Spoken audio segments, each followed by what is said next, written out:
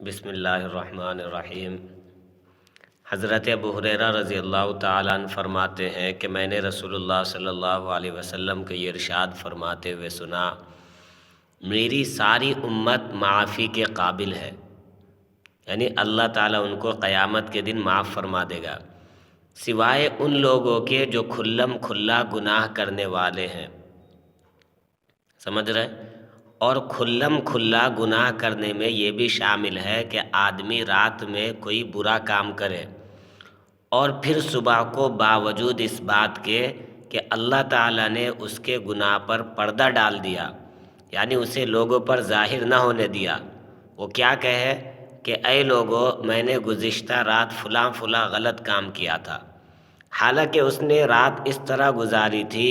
کہ اس کے رب نے اس کی پردہ پوشی کر دی تھی، یعنی اس کو چھپا دیا تھا، اور یہ صبح کو وہ پردہ ہٹا رہا ہے جو رات اللہ تعالیٰ نے اس پر ڈال دیا تھا۔ حدیث سمجھ میں آ گئی ہوگی آپ حضرات کو،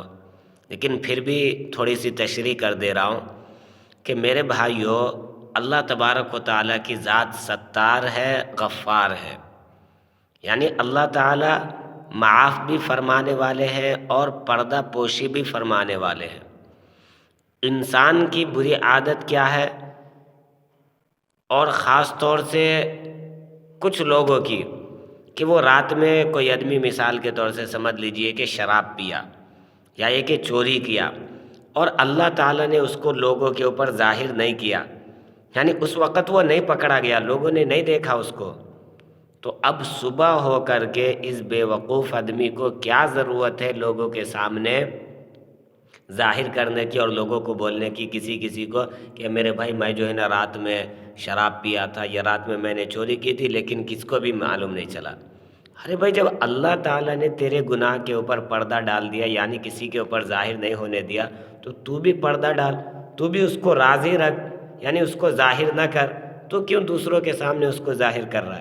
ہے کہ نہیں؟ تو یہ میرے بھائیوں یہ کہہ رہے ہیں کہ یہ ایسا گناہ ہے کہ اللہ تبارک و تعالیٰ اس کو قیامت کے دن معاف بھی نہیں فرمائیں گے۔ سمجھ رہے؟ تو میرے بھائیوں، اللہ دیکھیے کتنا رحمان اور رحیم ہے، ستار اور غفار ہے، کہ اس نے آپ کے گناہ کرتے وقت آپ کو کیا کر دیا، لوگوں کے سامنے ظاہر نہیں ہونے دیا، لیکن آپ بے وقوف بن کر کے کیا کر رہے، لوگوں کے سامنے جو ہے ظاہر کرتے جا رہے۔ تو ہمارے کو ایسا نہیں کرنا چاہیے۔ اللہ تعالیٰ عمل کی توفیق عطا فرمائے۔